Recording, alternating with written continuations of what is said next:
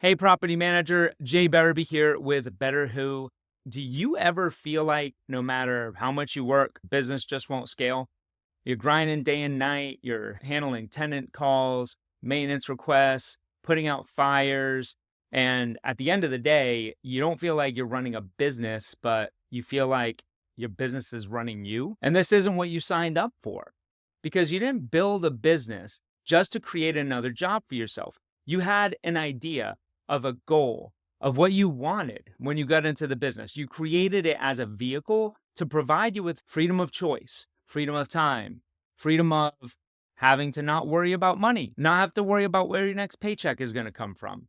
So that's what we're going to cover in this video. We're going to cover why most property managers end up staying stuck, how to get you out of that, no matter if you are the solopreneur or if you have a team in place. So we're going to cover that. Stay tuned.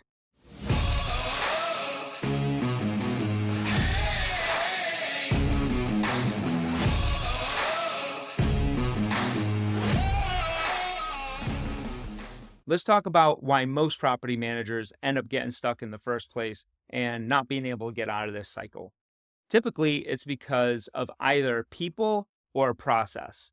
Number one, you might have the doer mentality. You're handling it all because either you're the only person in your company right now, or you just don't trust anyone else to do it right because you can do it better or faster, or you don't have the time to train someone. And this can end up leading to failure or just not being able to grow your company. And then there's number two, the bottleneck effect. Lack of process, lack of clarity on who owns the process, lack of training.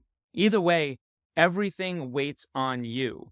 But you can't fix those processes if you don't have time or if you don't have the right people on board. Now, if you're like most property managers, you want to add more doors, but more doors could lead to more chaos, but it doesn't have to. Growth doesn't have to mean more stress, but at the same time, it will create stress and chaos if you continue to add doors and just focus on that before you fix the first thing, before you fix the foundation. Our philosophy of BetterWho is that your business is built on 4 pillars, and they go in this order: team, system, profit, and growth. And a lot of people just jump into growth because that's the most fun and that's where the money is at. But at the same time, if you don't have the right people in the right seats, then you can't really work on your systems and processes. But once you do have the right people in the right seats in your team, then you can start working on those processes because you have the confidence that they'll get done. When you have the right processes in place, then you can work on profit because you know that the fees that are going to be charged, that you need to be charged, are going to be charged. And you can dial in on how you charge and what your expenses are. And then and only then should you be focused on growth. Unless, of course, you are the solopreneur, which should be focused on 3 things. And we're going to get to those 3 things in just a minute. But first, let's talk about how you got here and where you need to go next.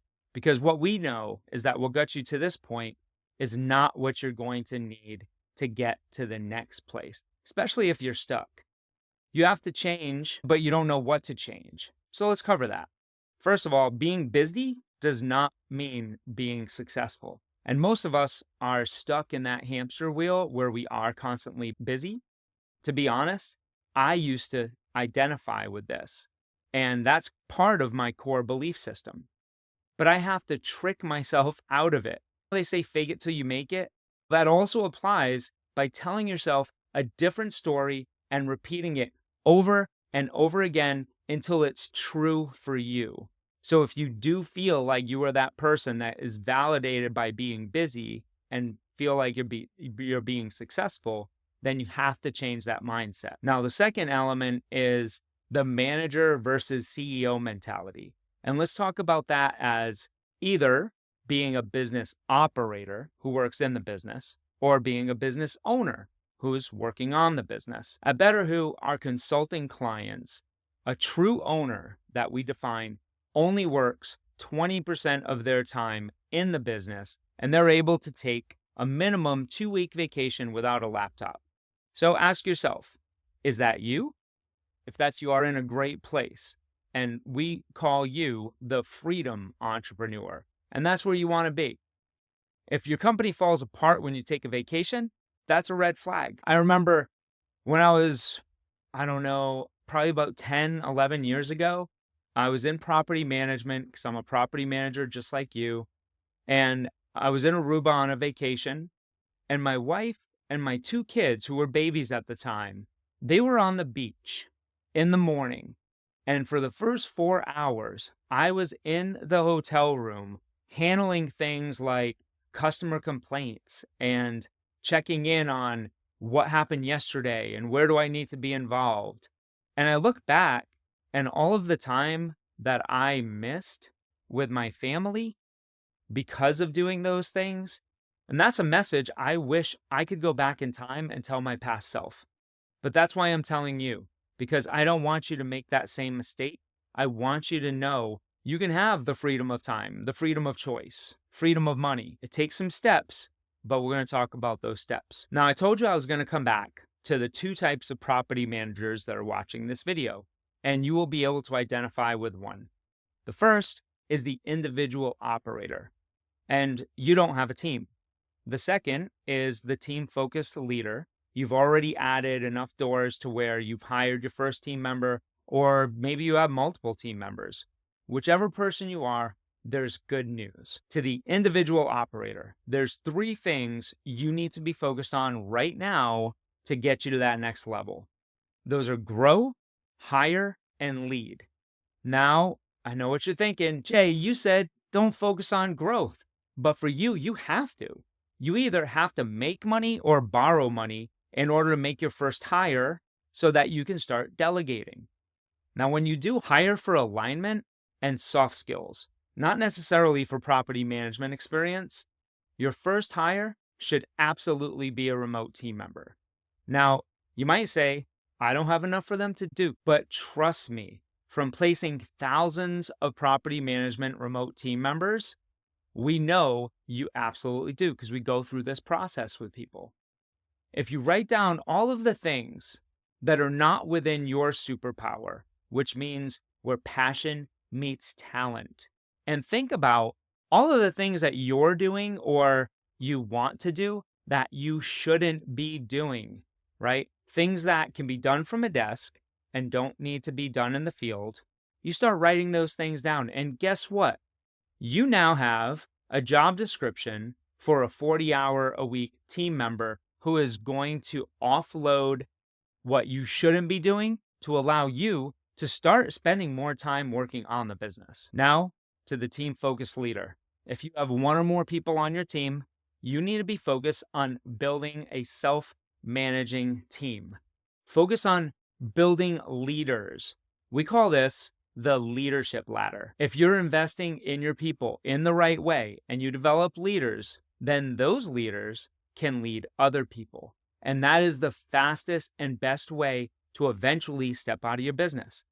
Ask yourself, if you had to step away for a month without your laptop, would your business survive? And for a lot of business owners, the answer is no. But we don't want that for you. I mentioned soft skills before. Now, let me do a better job of segmenting the 2 different types of team members. One, you have the task-driven team member. And then 2, you have an ownership-driven team member. Now, by doing what we do and how we started at BetterWho, we essentially started as global headhunters, which is a fancy way of saying we hired direct remote team members in other countries for property management companies, and we cut out the middleman because we only charge a placement fee. We're not a staffing agency that will just place someone to check boxes and do tasks. Maybe they're in the Philippines making $4 or $5 an hour, but you're paying a staffing agency $12, $13, $14 an hour. The truth is, you can get much better talent by hiring a global headhunter, pay less because you're paying direct, and have someone who has not just a college degree, but most of the people we place have master's degrees. So that's the difference. A task-driven team member, you're like, what do I have this person to do? I need to hand them off tasks and create more work for them. But then when you have an ownership-driven team member, ownership, you can hand off responsibility, not tasks. And that creates freedom for you and freedom for them, because the type of person you want is the one who's going to want to grow in your company. It's the difference between answering tenant calls and owning a leasing process. Now that creates freedom. And lastly, whichever property manager you are, this message is for you. Who you surround yourself with matters. This is a lonely business. It's hard being an entrepreneur. So the missing piece are your peers. Years ago, my father-in-law once told me, Jay, tell me who you walk with, and I'll tell you who you are. And the same thing applies here. Now, he may have been telling me this because he wanted to vet me to see if I was going to be good for his daughter, but either way, it stuck. Thanks, Jerry. This applies here, and the best property managers surround themselves with people who challenge them, people who keep them accountable and share what's working, because again, it's a lonely business. If you find yourself around the type of people who are just bitching and moaning about how bad life is and how bad their business is, then guess who you're going to become? Now, let me ask you this. Is it easier to make progress in your business if you can avoid the costly mistake by learning from others people's experiences? Yes. And we all have different experiences, different challenges, and there's always, no matter how good you are, there's always a missing piece that someone else can help you fill in. Just imagine that you're in a room where people are solving the problems that you face every day. Now, it's not such a lonely business. Now I know you might be thinking, does such a room exist? It does, because you're not alone and you don't have to be anymore. We have people just like you dealing with the same struggles that we work with on a daily basis, and they're part of the Who crew. If you resonate with what I've been talking about in this video, then that means that we have a seat at the table for you. If you want to find out more about the Who crew or how we can help at BetterWho, just shoot me a DM and we'll be glad to talk to you about it. Okay, stay tuned. See you on the next video.